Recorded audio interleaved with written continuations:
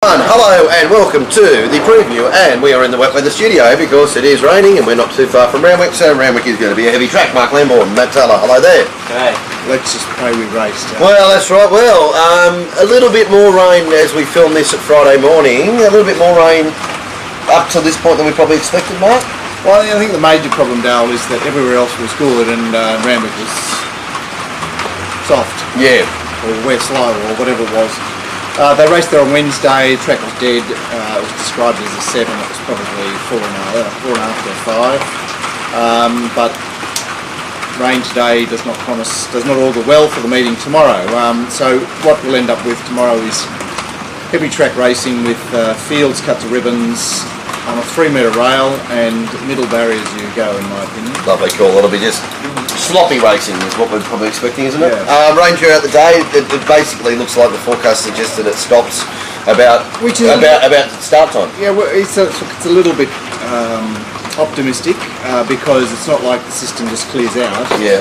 It just that it gradually fades. So I mean, we could be faced with a situation where it's raining tomorrow morning, in which case they'll want to close the races. Yeah, exactly. But anyway, we'll just have to wait and see.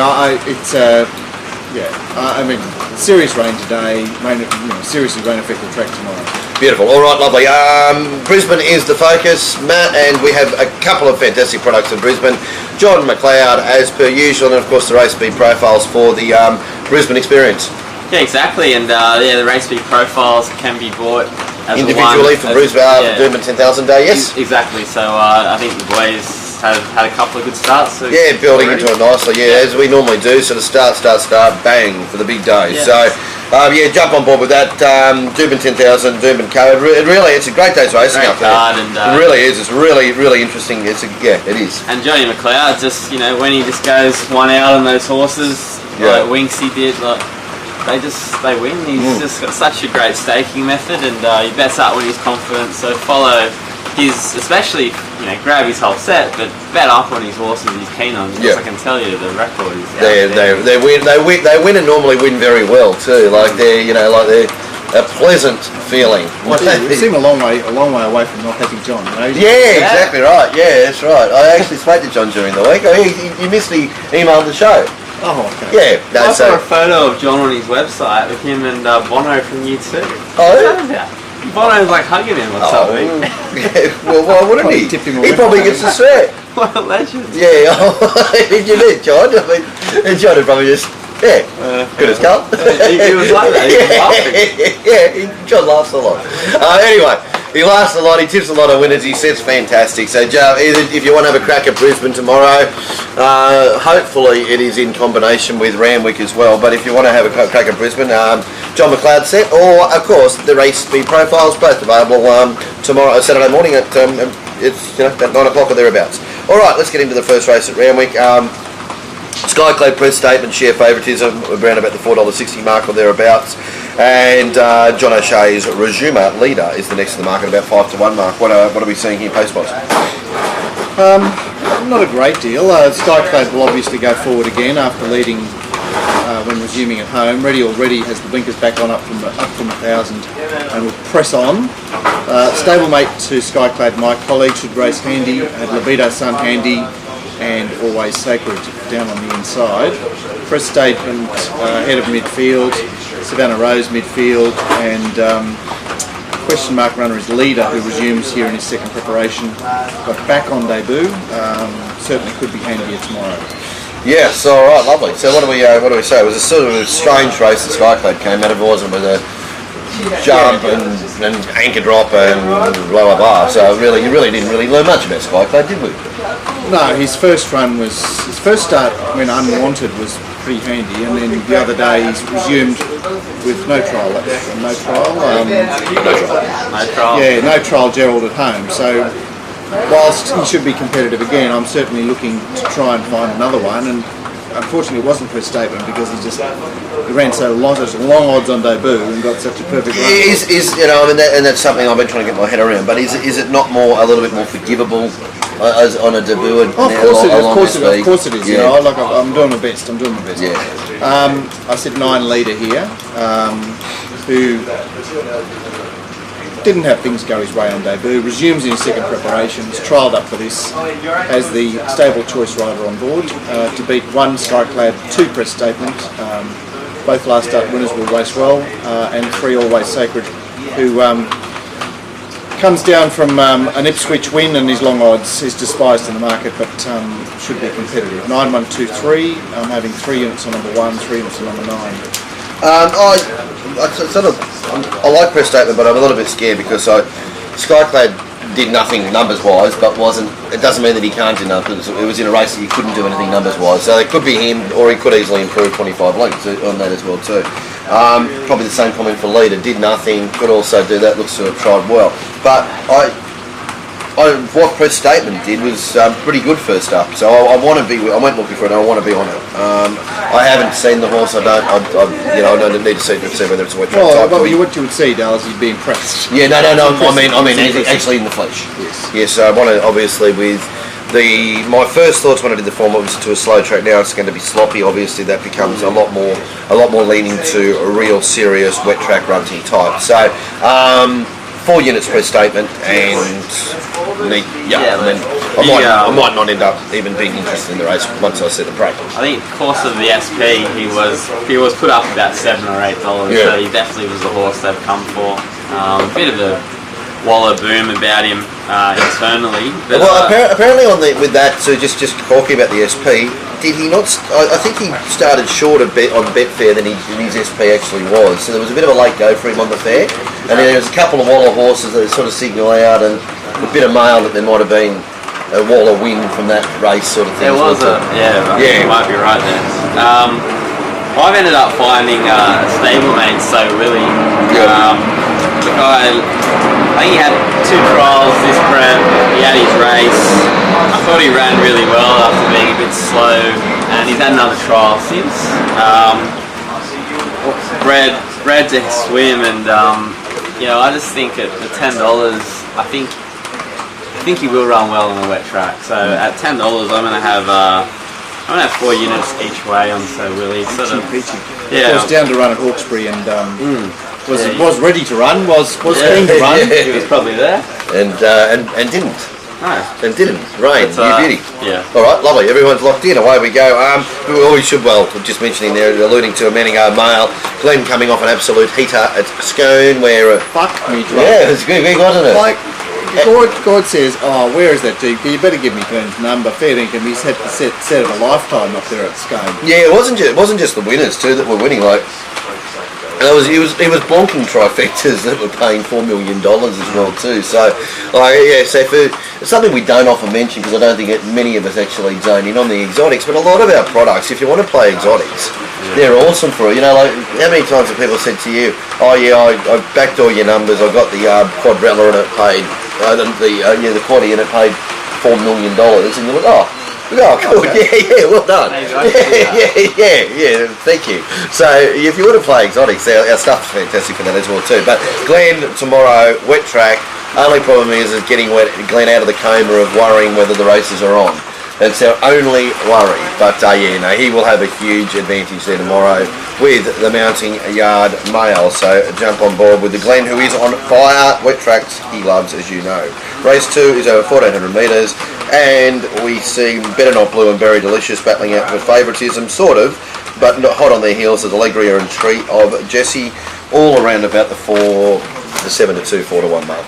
Yeah, Allegria was the one that was best backed early. It's Probet Alive. As predicted by the Probet Alive team. Got onto that, so I hope you were on. So $7 and $6 were given around the traps, and now as well and truly, you won't see much more than $4. No. Certainly concur with that assessment. As far as the speed is concerned, we've got Eisenhower, who wants to be on speed or wants to be in the van, and High Above, who's having her first start for Joe Pride, is fresh and is drawn wide. Good project, should posse up again. Tree of Jesse midfield, Liberty Island midfield, and I had the other 4 out the back. Although Allegria certainly doesn't have to be that far back, but she's drawn gate 1. She's drawn gate 1 now, of course, because Starvey is not in. Yes. So, I mean, that's a slight concern there. However, I mean, you couldn't. You had to be impressed with the way she returned. She's got a run against Good Project in the spring, certainly an SP over him there. And yeah, she just showed a turn of foot when Bi Shin found, we'd say he sort of waited for that inside run. And this looks an ideal second up assignment for her. 6 to beat 1, Good Project, who was in the right lane at Rose Hill, but certainly impressed with the way he wanted to be part of the action, and his second up probably his... looks to get the gun. He's got the gun, hasn't he? He's got the gun. He's got a long SP. Price, doesn't he? Yeah, he seems a massive price. For 10 Liberty Island is a golden switch horse here, down on the inside there in the lead-up race, and 8 High Above, who has got that stable switch. Yep. Tree of Jessie, what what do you make of it? she was down. She was like one pace, wasn't she? Yeah, Nick's made a point about it. He's got a feeling that that some of the from the James Cummings stable, let's call it the James Cummings stable, that they can flatten off second up. And he's got a bit of a theory on that, and that's what she looked like. She either raced flat, or she looked like she was looking for 1400. Well, she was in the perfect position. Yeah, she was in like the dream position. And then got out of it, didn't it? Yeah. And I don't think that was any fault of T. Clark. It was just she didn't go for that little bit. But then she was still going okay on the line. Oh, I've got a 5 to 1 in the race. Yeah, she's clearly got a good chance. Better Not Blue is a flashy type that impressed in his midweek win back in December, and then went into a strong 3-year-old race and has resumed with a trial subsequently. And I suppose with this being worse than what we thought, that helps him, doesn't it? Well, yeah, it's interesting you say helps, but of course it's about the perception as well. I mean, his price becomes shorter commensurately. That's what I'm saying. That, sorry, that was sort of the point that I meant. That I'd imagine as we're sitting here, he's become shorter. Yeah. Anyway, I'm having 2 units on Good Project, 2 units on Allegria, and 1.5 units on Liberty Island. Lovely. I've got a feeling Allegria probably is a pretty decent horse and probably wants to ride. Is that? You can't say at this point, but no, it's one of those things you walk away from, you know. Yeah, that's right. Exactly. Once again, it becomes price dependent, I suppose too. Are you getting a premium for the conditions or not? Another horse that I really want to have a look at in the yard, but for everything Mark said, I'm Allegria as well. Worried about the inside draw, worried about Sam Clipperton on the inside draw, but I will have 5 units on her and 4 units on Trio Jessie, forgiving and thinking it might have been a bit flat second up. I'm thinking 1400 metres, if you had to profile the horse, I'd say 1400 metres is out of limit, but then again, it may have raced a bit like that there too. But in saying all that, that all could turn around and become a Better Not Blue up we go party as well too, if the track's there. Cause it's an interesting race. Yeah, I mean, like, Better Not Blue, probably the best wet tracker in the race, drawn barrier 10, just sitting out there lardy-darring, and it's got visual appeal to it, doesn't it? Anyway, that's where I'm at the moment. I'm Allegria and Trio Jessie. I'll stay there, but yeah. No, I'm well and truly in the Better Not Blue camp. I thought he was outstanding at the Gold Coast. He should have won that race, and he's had to come down. He's trialled, so he'll be fit. Yeah. Trialled well. He loves it wet. I like the draw. To me, I think this is a perfect race. You won't be in an easier race like this for a while. So I'm having 7 units on him, and 2 on Good Project at 15 to 1. I understand the SP was with Allegria, and he beat Allegria fair and square, really. I know Allegria was only first prep and maybe 3rd career run or 2nd career run, but and Glyn. Yeah, okay, fair enough. But at $15, I need to have something. Yeah, especially as I said, Johnny. I think getting the right run in the right spot's going to have a lot of currency tomorrow. So heck, it's hard to argue, isn't it? Yeah. Anyway, perfect. That's race 2. Mark, what are you doing? I'm doing what, Stella? I backed heaps of winners on Wednesday at Randwick for my prep for this meeting. A little freshen up last week, just doing the Kembla. Felt good going into Wednesday. Well, you actually race well, Fresh. You don't often get to do it. Yeah, unlike Fraser's. Yeah. So look out for a cut-about Randwick meeting tomorrow, along with Newcastle. backing up for Tuesday at Gosford, Wednesday I guess will be Canterbury. I suppose the good thing... Thursday Kembla. Thursday Kembla meeting. Oh, that's strange. I suppose the good thing about us doing this preview here, you can't just plagiarise all the Mark stuff, because probably what we're saying is a complete and utter load of shit, because it's going to be the fields are going to be a quarter of the sizes. Yes, that's right. You will have to actually you'll have to check in tomorrow to get the revamp, because it's going to be considerably different to what it is now. Exactly. All right, cool. And what's the away meeting look like? Where are we tomorrow? Newcastle. I heard it was small fields. Yeah, certainly smaller than Randwick, but it's likely to survive better than Randwick will. Anyway, but let's hope Randwick's fine, and that because at the moment it looks a pretty decent bidding card. Race 3 is the Androssan Batlow Apples. Good on you, Batlow Apples. We have a sponsor. He's over 2,000 metres. Sabrina, more dirty blonde than blonde, is $3.80, and favourite dominates with the Dutiful Heart now out. He was the second pick, so a slight adjustment to these markets, about 5 to 1 for Make a Dane and about 6 to 1. High Midnight going around again with Amarata about 4 or 5 to 1. Yes, and B Baker won this race last year with Off the Rails. Off the Rails, yeah, okay. The winner of the previous year was Queenstown. Yeah. It's a Queensland Derby lead up. You remember your man Jay Collett got lost on the turn in this race last year. Yes, I do. On the Jay Sagan horse. Yes, I do. It's traditionally Gala, but what's happened? Oh, the money's been out of the way. Yeah, Heavy has been specced off a Warrnambool win, 26 and 18. Rye for Chris Waller coming up to Sydney, and Make a Dane 950 into 8. So I guess Sabrina has some hurdles, I suppose, in the form code. She had some hurdles in the greatest movie of all time too. Really? I don't think I've seen that movie. Hey? I don't think I've seen that movie. American Psycho, Jason Bateman. Oh, is that yeah, that's Sabrina, yeah. She's the one who turns up when he rings up and says, I can't stress enough, I want blonde. And she turns up and he says, you're more dirty blonde than blonde, aren't you? Anyway, this particular... The end result was going to be the same. This particular dirty blonde has done a good job for B Baker, given that he's sort of, he has very quiet spells, doesn't he? Yes. And, and then he just sort of emerges and there he is. She's flying the flag. Gay's in the van here, Swing Sensation, finally up from a mile after 1 million runs at a mile. One Touch, who led them up in the lead up a fortnight back, has drawn the outside gate, so he looks set to head forward. Easy Drama, Reaper, Make a Dane tucking in. High Midnight has a decision to make. Yeah. Amarata and Heavy in midfield, and the others astern of midfield. I like the fillies leader, the mile race at Warwick Farm. Certainly Sabrina she came up the slow lane, but she was well ridden to come up the slow lane, whereas 7 Amarata drew gate 1 on that occasion and box seated and wasn't advantaged by that situation. So I didn't have a lot between them. 1 to beat 7, 8 Swing Sensation rounds it out, the trifecta from that race, and 10 Rye is the Waller switch horse, which I'm starting to warm to. The Waller runner's turning up here. Yeah, okay. His 2 runs over the sprint course at the midweeks last year were reasonable. I'm a bit against High Midnight, who I thought was maxed out at Rosehill. He's there again. Yeah.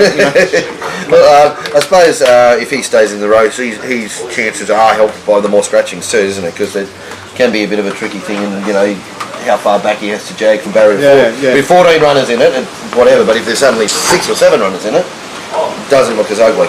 Yeah, the other horse from the lead up, Aragold, was poorly ridden by D. Beasley, but gets K. O'Hara as well. And the other horse I wanted to mention was Reaper, who unfortunately gets Taylor Marshall, but does appear to have been savagely disadvantaged by his draw at Wagga. So 1, 7, 8, 10, I'm having 3 units on number 1 and 2.5 units on number 7. Sabrina, I think he's progressing. I'm just a little concerned now, especially with a little bit more rain, is that plus 400 metres in 16 to 2000. But speaking with the aforementioned Mr. B. Baker, or actually other Dale's people... brother. Yeah, I haven't spoken to him, but everybody else seems to have. It seems that he's telling everybody that this horse is rock hard fit. She is on the way to the Queensland Oaks. While she was getting stronger on the line, our numbers actually suggested that there was still fitness left.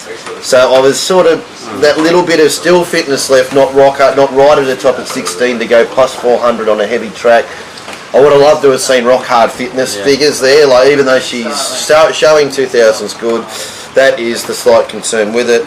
But Sabrina, more dirty blonde than blonde. 5 units on Sabrina.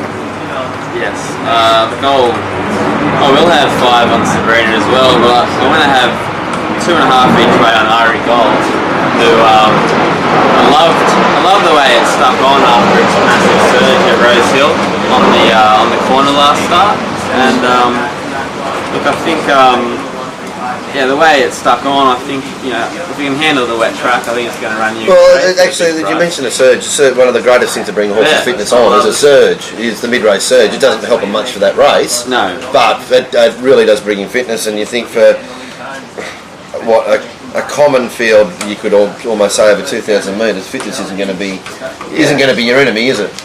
No, well, it only finished 2 lengths behind the second pick in the market, which is Redoutable Pup. So one's $6.50, one's $26. Well, one's scratch. So. Oh yeah, but he's using the line. Was that right? Yes, it's past tense now. It's no longer with us. Anyway, all right, everyone's locked in. That's race 3 at Royal Randwick. Race 4, the Toyota Material Handler. I know you love that, Mark. Don't worry. Royal Randwick. Surely we've got to talk about something before we do race 4. Oh no, we can come back. It's all right. We'll talk about something. Let's talk about Darren Potter. Why not, Darren? Obviously, Pro Better Live. You can get both of the sets and the whole chat throughout the afternoon, which is proving it's sensational information. Like a lot of the information we had from the yard, even on Saturday, that you could get through from both from Warren and Glenn. Or Glenn was giving stuff from Scone, obviously, but it'll be back to normal on Saturday with us betting in the ring and letting everybody know who's backing what and all that. You get a really good guide and really get a good feel for things from it. It's a great way to spend. If you're just sitting at home betting on your own, it's a great way to really just entertain yourself and with great information. You've only got to have a small amount on one winner to pay for itself for the day. So Absolutely. It's great entertainment, and Darren's going as well as ever in Melbourne. Yeah, just had to get away from April like we all did. Yeah, that's right. Exactly. We've barred April. April's gone, and again, I mean, like as we've seen, we can change the position. You can react to betting. You can react to, and a lot of especially in Melbourne too. Like you do, the betting does tell a big story, and we can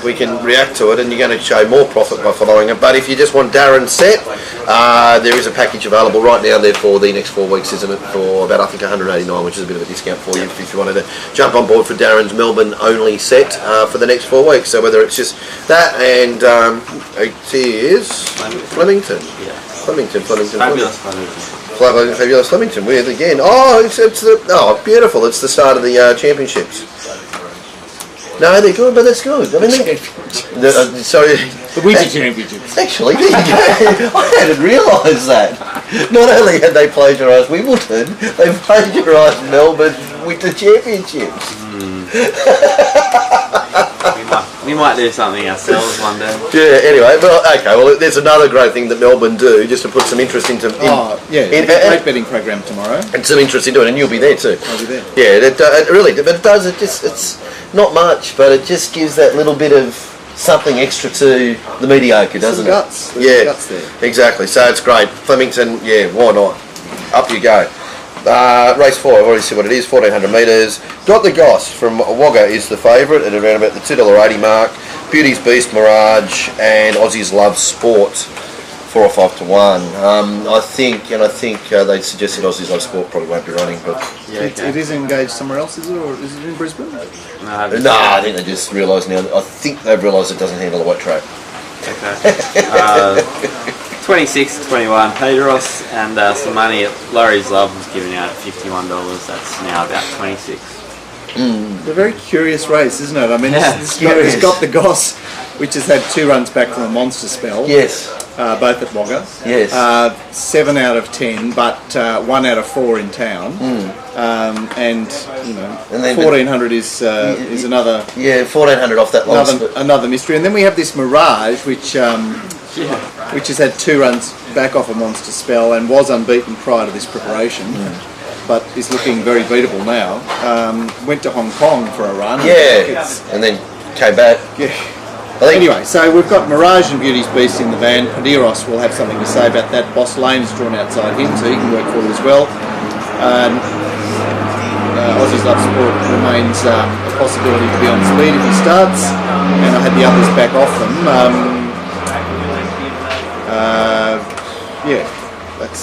That's pretty much it. Certainly, I would suggest that perhaps Padiros takes up from Boss Lane, Beauty's Beast. Easy can take the trail, Mirage third defence. All right. Okay. Yeah. Yeah. Okay. Anyone? 3 Beauty's Beast. Yes, he was in a very competitive bloody race down the straight on Anzac Day at Flemington. That was second up. And does tend to take a couple to get wound up too. So third up here, I thought he was eminently likeable in this race. 8 Padiros, who hasn't been sighted since sneaking up for an easy one at Doomben. He just sneaks. He just creeps in. He might actually walk in here shortly. He's going to pop in. So you know.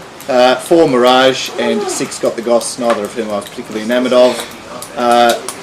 The horse that I do want to make mention of is Laurie's Love, who is not really up to them, but is drew the inside at Rose Hill, and is 4th up into this race, and T. Clark and likeable in many respects. 3, 8, 4, 6, 2.5 units and number 3. Is it fair to say that the piano accordion effect here in this race, like a couple of the horses that are, a lot of the horses at the top of the market do have a few question marks, and it's hard to, like as you said, there's no form here. Yeah, that's right. So the horses like Laurie's Love and Mountain View that might have something to offer, like you can't say they're millions.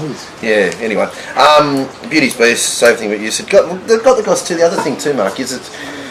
I mean, it's numbers from Wagga all look good and all that sort of business, but it's also that from that long spell. It's now 1,200 metres plus 23 or 24 days up to 1,400 as well too. Like, it's a hard base to like, isn't it? But it's also last time we saw him, he was 8 to 1 at midweeks and getting tailed up. But it's also sort of likeable as well too. Comment on Mirage. Last start he did go very, very fast in front. Potential red line run. So he's, numbers are all stacked up. It was very interesting to see when he did resume. He was truckloaded early in betting. Yeah. It doesn't show up in the flux because the days leading into it, he was backed and then he opened up a real short price, and then it sort of probably corrected out to his right price. So there was a lot of money for him first up, even though the flux sort of probably suggested isn't the case. So decent horse, all that, but yeah, I'm thinking he might be flat.